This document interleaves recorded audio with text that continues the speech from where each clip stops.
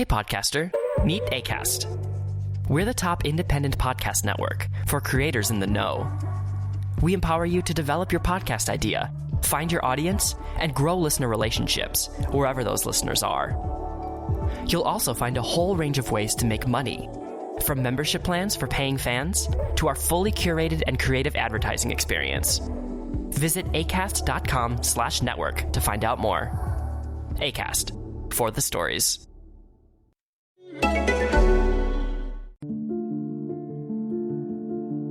Hello and welcome to the Irish History Podcast. My name is Finn Dwyer and this is Guernica and the War in the North, Partisans, Part 6. Partisans, which looks at Irish stories from the Spanish Civil War, was created by myself and Stuart Redden. This podcast will see the war change gear and intensify. As we saw in the last episode, Franco had failed in several attempts to take the city of Madrid, and now he will switch the focus of his attack to the anti-fascist zone along the north coast. This will prove to be a very decisive and harrowing phase of the war. While the Blue Shirts and the International Brigades had no direct involvement, this podcast follows the story of the Dubliner Jack Prendergast, the only known Irish person to fight in this theatre of war. We will also look at how what was known as the War in the North had an impact in Ireland and the wider world. It witnessed the most notorious war crime prior to the Second World War, the bombing of Guernica, an event that had far-reaching consequences. Indeed, it changed the very nature of warfare itself. Now, this episode was researched by Stuart Redden and also relies on additional research by Enda McGarry, Sam McGrath and Aoife Francis. The research and writing to create the podcast series Partisans was funded by listeners of the series who have become patrons. While they support projects like Partisans, they also get bonus features like extra podcasts and early access to the show. For example, patrons already have access to the next episode in the series Partisans now. You can find out more about that and how you can support the show at patreon.com/Irish podcast. You can also support the show at irishhistorypodcast.ie/shop. There are lots of new items being added each week to the shop, so it's well worth checking out. That's irishhistorypodcast.ie/shop. At the moment, there are flags associated with the Spanish Civil War and the Irish revolutionaries who fought there. That's all available at irishhistorypodcast.ie/shop. Now to the story of Jack Prendergast and the War in the North.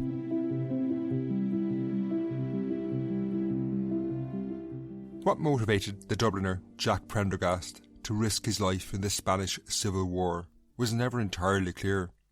It was a baffling decision in some ways, but logical in others.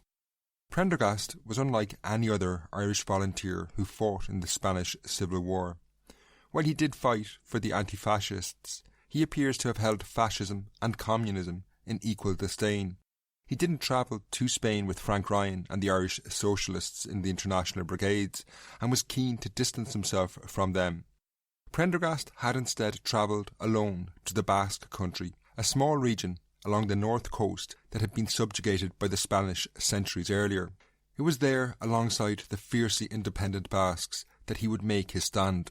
However, while Prendergast was the only known Irish person to fight for the Basques, it is somewhat surprising, given they were what might be called a more natural fit for Irish anti-fascists in the 1930s. Basque history was in many ways similar to that of Ireland, in that the two peoples had a long history of struggling for independence. Further to this, the Basques were by and large devout Catholics as well, who, like Irish people, had been appalled by the anti-clerical violence that had been a feature of the anti-fascist movement elsewhere in Spain. Indeed, the opposition of the Basque Nationalist Party, the PNV, to fascism was not rooted in socialism or anarchism, but instead a desire for independence. They were in many ways reminiscent of the Irish political movement of the early 20th century that had achieved independence. Nevertheless, in spite of these similarities, Jack Prendergast was alone in taking the decision to support their struggle.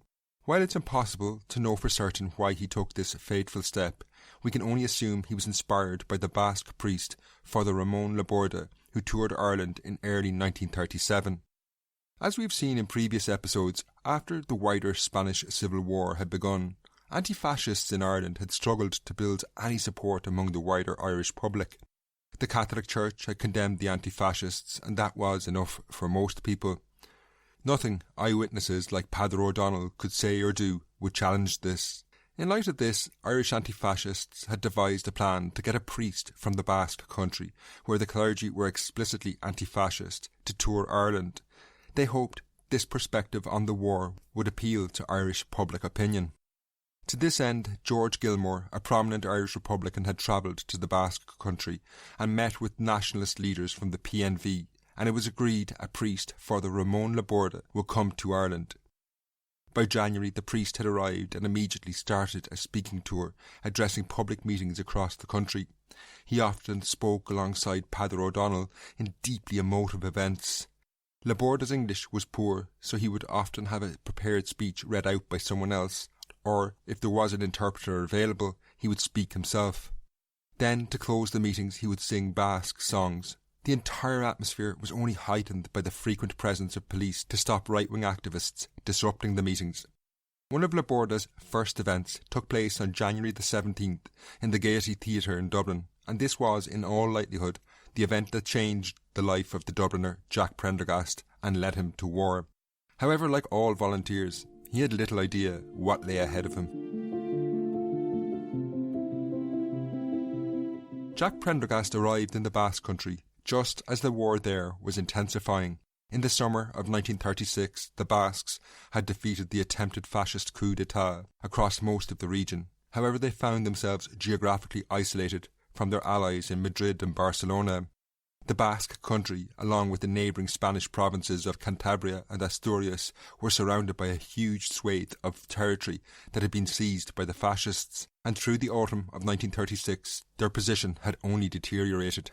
The important Basque cities of San Sebastian and Irún had fallen in the autumn of 1936, which denied them the key supply lines along the French border. By the time Jack Prendergast arrived, probably in the early months of 1937, the situation was increasingly ominous.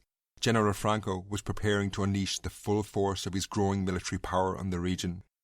After his failure to take Madrid in several attempts between October 1936 and February 1937, he had conceded that a new strategy was needed. While skirmishes would continue around the capital, he focused all his energy, men and material on the anti-fascist zone in the north, stretching from the Basque country to Asturias. It was surrounded by the fascists on the landward side, while the partial blockade at sea made resupply very difficult. For Franco, it was a valuable prize. Symbolically, it would represent his first major victory, but also the mines of Asturias and the industrial centre of Bilbao were of huge value. Most importantly, if he defeated the anti-fascists in the region, he could use the men and material tied down there for campaigns elsewhere. On the flip side, the costs of defeat for both sides in the coming war were enormous. For the Basques, they knew severe repression awaited them. The fascists would suppress their culture, their language, their way of life. If Franco failed again, as he had before Madrid, questions would undoubtedly start to emerge over his ability to win the war. Furthermore, the longer the war dragged on, the more international events could play a decisive role. Tensions that would lead to the Second World War were already building in Europe, and a war between France and Germany seemed very possible at the time. France had stayed out of any direct involvement in the Spanish Civil War so far, but if a wider conflict with Nazi Germany broke out, they would almost certainly support the anti-fascists in Spain.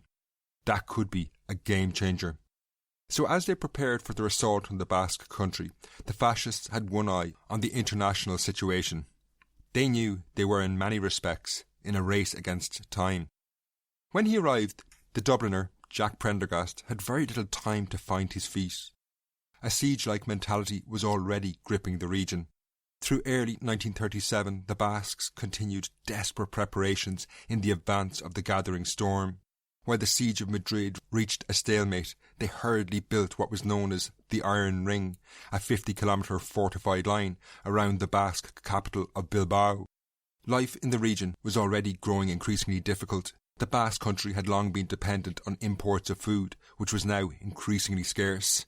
Diversity in their diet disappeared as chickpeas imported from Mexico became the staple food source. Prendergast did what he could to adapt to life in the Basque country. in accordance with local traditions where people used both maternal and paternal names, he changed his name to Jack Sullivan de Prendergast. He was assigned to fight with the Iranitzi Battalion and motorised anti-tank unit. However, through March 1937, he could do little but watch the fascists continue to build up their forces. At the end of the month, they were finally ready. Alongside Spanish troops, Adolf Hitler's Condor Legion and Benito Mussolini's Italian fascists were deployed to fight in this War of the North. While small amounts of military equipment did make it through from the Soviet Union to the Basques through the port of Bilbao, the overall situation was unquestionably grave. It seemed less and less likely that the Basque country could become another Madrid and withstand the onslaught. However, few could have imagined what was about to be unleashed on the Basque people. Let's be honest, shopping has never been less appealing than it is at the moment. The queues and the stress have made the grocery shop in particular more of a chore than it ever was. It doesn't have to be like this though. HelloFresh, America's #1 meal kit, will bring ingredients for really great meals to your door. Now when you hear the word meal kit, you might have an image of a TV dinner of yesteryear in your head. Well, forget that. Top chefs and nutritionists design HelloFresh's meals, and the recipes are things you probably wouldn't prepare if it was just up to you. When was the last time you had slow roast citrus trout? Or, if you're in a rush, how does oven ready pulled pork and black bean tacos sound? That's the type of meal you'll get with HelloFresh. Better still, it's all, well, as the name suggests, fresh. HelloFresh use ingredients sourced directly from growers, and they deliver them from the farm to your door in under a week. This food is succulent, really top notch. If you like the sound of this, they're offering you a really great offer as a listener to the Irish History Podcast. 12 meals for free. So go to hellofresh.com/irishhistory12 and use the code irishhistory12 for 12 free meals. And that includes free shipping. Seriously, you don't want to miss this. Go to hellofresh.com/irishhistory12 and use the code irishhistory12 for 12 free meals. That this campaign, known as the War in the North, was going to be different was clear from the moment it began on March 31st, 1937. On that day, the Nazis' Condor Legion bombed the Basque town of Durango, while the Italians hit Elorio, directly attacking civilian populations. The human cost was predictable. The attack on Durango was particularly intense and resulted in the deaths of over 300 people. 2 Catholic churches were destroyed, several nuns and a priest saying Mass was also killed. In what would become a common tactic, the fascists immediately denied any involvement, claiming, "Our planes bombed military objectives in Durango, and later communists and socialists locked up priests and nuns, shooting without pity and burning the churches." The world at large paid little attention. Madrid had, after all, been pounded from the air for months. However, this was the start of something different, which would only become apparent as the campaign escalated. Over the following 3 weeks, the war in the north ground on. The advance was slow for the first 2 weeks, with the fascist General Mola's characteristic hesitancy compounded by heavy rain. But there was no question the anti-fascists were struggling in the face of overwhelming air power and the Carlist Roquetes being used as assault troops. While Jack Prendergast was initially far behind the lines, his unit was stationed around Bilbao, it was increasingly clear the fascists would reach the Iron Ring around the Basque capital. However, long before they reached the city defence works on April 25th, 1937, the fascists terrified the population and even the army by events in the town of Guernica. This would be one of the most enduring attacks in the entire war, and it's worth looking at in detail. Late in the afternoon on April 25th, 1937, a single bomber from the Nazi Condor Legion flew over the Basque town of Guernica, about 25 kilometres east of Bilbao. It dropped its load of bombs on the town and then disappeared. On the ground, the people fled into cellars, which had been assigned as air raid shelters, only to emerge a few minutes later. The damage was relatively minor compared to what had happened at Durango a few weeks earlier. However, shortly afterwards, an entire squadron appeared and began to pulverise the town. Realising that the cellars would collapse under the weight of the bombing, people fled to the fields around the town. However, as this was happening, fighter planes appeared and began strafing the men, women and children, along with farm animals in the fields. Horrifying as this was, it was only the beginning. The largest bombers in the Condor Legion, the Junkers 52, appeared on the horizon and began to bomb Guernica in relay, uninterrupted, for 2 hours. Along with incendiary devices which burned buildings, the Condor Legion also dropped white phosphorus, a chemical weapon. The level of destruction was catastrophic. The British ambassador in Spain received the following report from a consul in the Basque country. I went at once to have a look at the place, and to my amazement found that the township, normally of some 5,000 inhabitants, since the September influx of refugees about 10,000, was almost completely destroyed. 9 houses in 10 are beyond reconstruction. Many were still burning, and fresh fires were breaking out here and there, the result of incendiary bombs which, owing to some fault, had not exploded on the impact the day before, and were doing so at the time of my visit, under falling beams and masonry. The death toll was enormous, ranging somewhere from 300 to over 1,000. However, debates over the precise number of casualties, which persist into the present day, are besides the point in many ways. There is no question that the fascists had slaughtered far more people when they took the city of Seville, for example, but it was how they had massacred the people of Guernica which made this a unique and terrifying portent for the future. It was obvious the Condor Legion had followed a very specific plan. The bombing had not been random targeting, it was instead a test run of a new strategy the Condor Legion had been working on, carpet bombing, where the bombers used a very specific flight path, destroying everything that lay beneath them. While this would have an enduring legacy and symbolise the horrors of war for decades, the precise events in Guernica, as they were understood in 1937, would prove very important, as this specific incident would have a huge impact on the war and how it was understood in the crucial arena of world opinion. The fascists immediately issued what was becoming a standard denial when they committed war crimes. They claimed, "We wish to tell the world loudly and clearly a little bit about the burning of Guernica. Guernica was destroyed by fire and gasoline. The Red Hordes burnt it to ruins." José Antonio Aguirre, the president of the Basque government, contradicted this. "Before God and history, which judge us all, I swear that for 3.5 hours German planes bombed the defenceless civil population of the historical town of Guernica, reducing it to ashes, chasing with machine gun fire women and children who have died in great numbers, with the rest fleeing in terror." While the truth of what happened could have been lost in what neutrals would have seen as a propaganda war, Guernica proved to be very different. International journalists based in Bilbao, on hearing about the bombing, travelled to the town, and it was obvious to them who was telling the truth. The South African journalist George Steer wrote one of the most vivid accounts with incontrovertible evidence. "I have spoken with hundreds of homeless and distressed people, who all give precisely the same description of the events. I have seen and measured the enormous bomb holes at Guernica, which, since I passed through the town the day before, I can testify were not there then. Unexploded German aluminium incendiary bombs were found in Guernica, marked Rheindorf Factory 1936. The reaction across the world is hard to understate. People were outraged. Even though the wider campaign was going well for the fascists, the ramifications of Guernica were enormous. Up until this point, they had also been winning the battle for world opinion.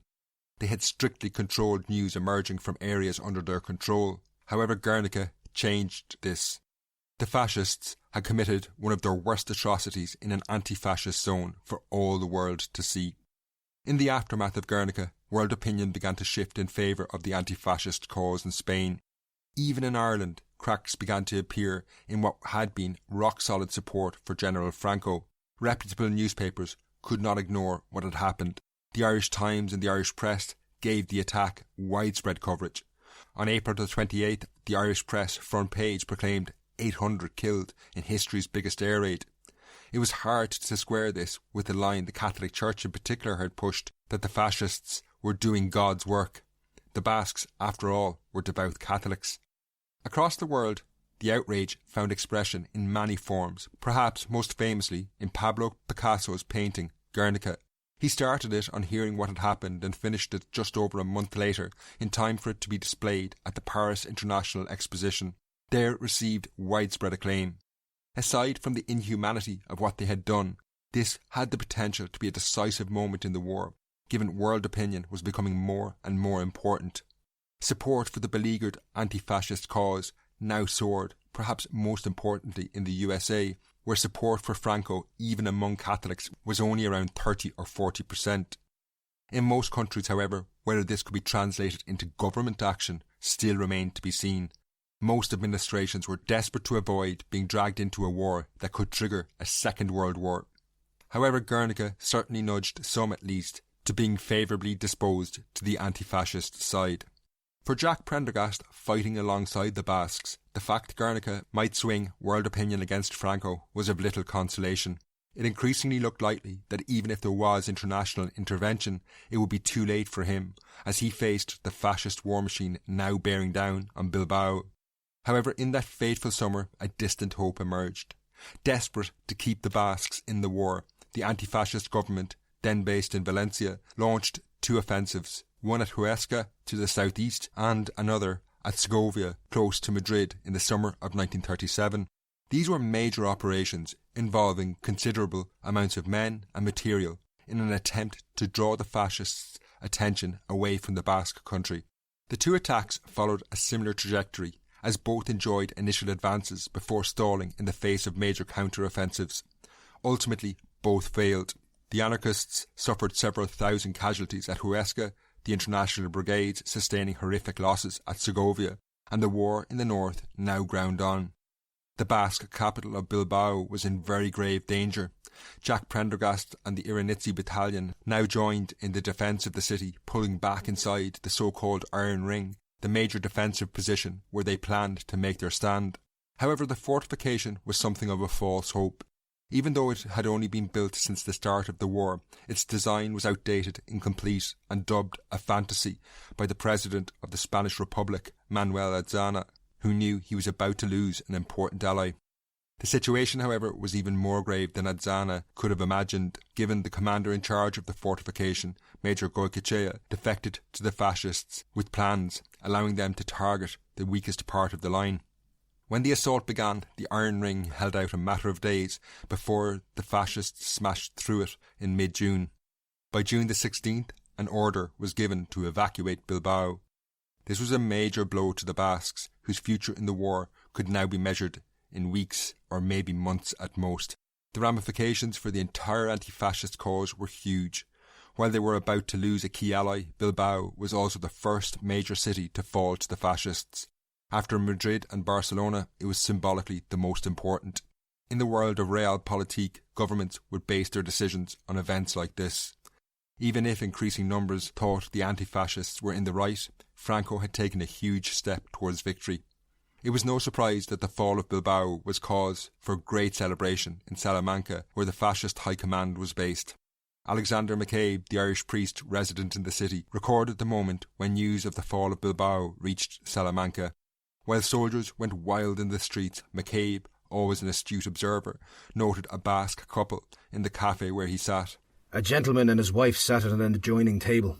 They may be Basque. They were both very silent and sad, and the lady's face was almost entirely full of tears. This reflected the attitude of most Basques. The fall of their capital prompted one of the first major exoduses of refugees since the war had begun. Indeed, since the attack on Guernica in late April, Basques had started to leave their homeland, some of whom would eventually make their way to Ireland. These had included Marguerite Gallastegui, who fled Bilbao with her 5 children, leaving her husband Eli behind. As she boarded the steamship Habana in Bilbao, she knew she might never see her husband or her homeland again. There was no question about what awaited Eli if he fell into the hands of the fascists. Given he was a prominent Basque nationalist who had already spent time in exile, he would have been executed. The Habana took Marguerite to the French port of Bordeaux, where she spent anxious weeks reading of the fascist advance. However, a few days before Bilbao fell, Eli managed to escape, making his way to France, where he was reunited with Marguerite and their family. The Gallastegis were unlike many Basque refugees in that they had some hope, or at least a plan. Eli had long been inspired by the 1916 Rising, and as a younger man had developed connections with Ireland. In 1933 he had established the Irish-Iberian Trading Company with the Dublin Republican Ambrose Martin, and this offered him somewhere he and his family could relocate to until the fortunes of the Basque people had changed. Therefore, in September 1937, the Gallasteggies moved to Ireland, where they set up home in a Gaeltacht in Gibbstown, County Meath. There they would raise their family as Irish speakers and all became Irish citizens. Back in the Basque country, the situation was extremely bleak after the fall of Bilbao. However, the anti-fascists had one last throw of the dice. If the war in the north could be dragged into the winter of 1937, the anti-fascist militias would be able to survive in the region, as winter snows would bring the fascist advance in the mountainous terrain to a halt. With this in mind, another major offensive was planned, this time to the west of Madrid at Brunete, in the hope they could force Franco to halt the war in the north for at least a few months. This would see the Irish International Brigades called into action yet again. Since the fascist onslaught in the north against the Basques had begun, plans had been put in place for a major offensive to the west of Madrid. While it was hoped this would alleviate pressure on the Basques, it also had value and strategic goals of its own. The aim was to attack Franco's position to the west of the city, where large numbers of fascist forces were in something of a bulge along the line. If successful, the anti-fascists were hoping they might even be able to encircle these troops. There was good reason to be optimistic in advance of this attack. Large quantities of Russian military aid were available and the army was comparatively well trained. The battle started on July the 6th, 1937, at the height of the Spanish summer, when temperatures can get into the mid-30s around Brunete. Again, the Irish International Volunteers were in the thick of the fighting, and while casualties were not as heavy as they had been at Jarama, 7 more people were killed in the first week alone. Unbeknownst to them, another Irishman, John Madden from Roscrea, was fighting for the fascists in the Spanish Foreign Legion at Brunete. He had arrived in Spain in March 1937 as Ono Duffy's Irish Brigade was on the verge of collapse but had remained on after they left. While the anti-fascists made initial advances, the Battle of Brunete began to follow what was becoming an established pattern. The attack slowly ground to a halt and then was forced back in a counter-attack. By the end of the battle, on July the 25th, the anti-fascists had only advanced a few kilometres from their start lines. While both sides would claim victory, it was in reality a serious blow to the anti-fascists. They had suffered appalling losses. Indeed, it has been argued that the international brigades never fully recovered from the Battle of Brunete. There was evidence to suggest they were increasingly fought out. Perhaps what was even more concerning was the fact that the anti-fascists had been fighting from a position of strength, using Russian equipment against an army engaged on 2 fronts. It really begged the question, if they could not win there in those conditions, where could they win? After this, the situation just went from bad to worse. The Irishman Jack Prendergast, now promoted to the status of captain, had withdrawn with his unit northwestwards from Bilbao late in that summer. There was only one route they could take, though, towards defeat. Moving up the coast along the shores of the Bay of Biscay, they were trapped with really nowhere to go. For Basques in particular, it was surely an emotional moment when they crossed out of their homeland and into Cantabria, which also remained under anti-fascist control, but was under severe attack. Prendergast and the Iranitzi battalion made it as far as the port of Santona Laredo, where they eventually surrendered on August the 26th, 1937. A few days later, the last major port in the north, Santander, fell. While it would take another 5 weeks to reduce the remaining anti-fascist areas in the neighbouring region of Asturias, the war in the north came to an end in mid-October and had been disastrous for the anti-fascists. They had suffered a crushing defeat, although for the Irishman, Jack Prendergast, he now faced what was arguably the most dangerous period of the entire conflict. Having been taken prisoner at Santona Laredo with the rest of his unit, he would see first-hand how Franco's soldiers treated prisoners. The Irish authorities were deeply concerned about him, knowing that if it emerged he was a captain, he might well be executed. He was eventually tried with 46 others in Laredo on October the 18th, 1937. Nearly half of those on trial, 21 of the 46, were sentenced to death and executed.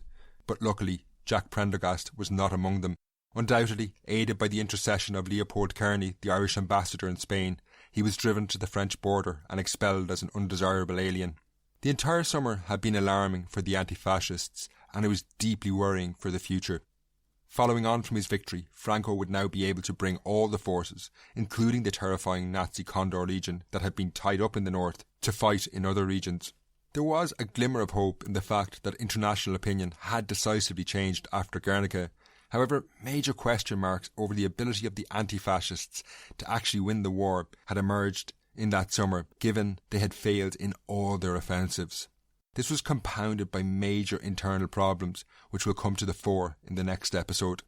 Before concluding though, we must return to the story of Jack Prendergast when he returned to Ireland. Initially, he seemed to return to some sense of normality and enrolled in university. He frequently wrote to newspapers under the name Prendergast de Sullivan, giving his views on the war. However, he never truly recovered from his experiences.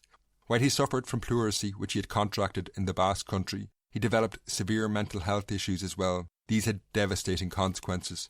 In April 1942, while walking with his 19-year-old girlfriend Una Ennis, Prendergast first shot her dead before taking his own life by suicide. In the next episode, we will move south to Barcelona, looking at the story of the Irish woman Hannah Ormsby. We will also check back in with Frank Ryan and the international brigades as crippling internal problems emerge on the anti-fascist side. What started out as idealism will turn into nightmares for some. If you want to hear this episode now, it's available for show patrons at patreon.com/Irish podcast. Also, don't forget to check out the shop at irishhistorypodcast.ie/shop. Until next time, Slán.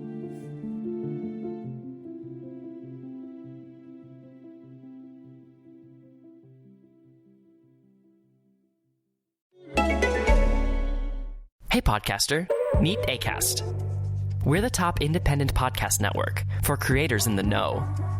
We empower you to develop your podcast idea, find your audience, and grow listener relationships wherever those listeners are.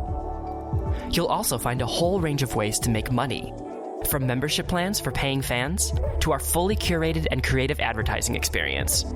Visit acast.com/network to find out more. Acast, for the stories.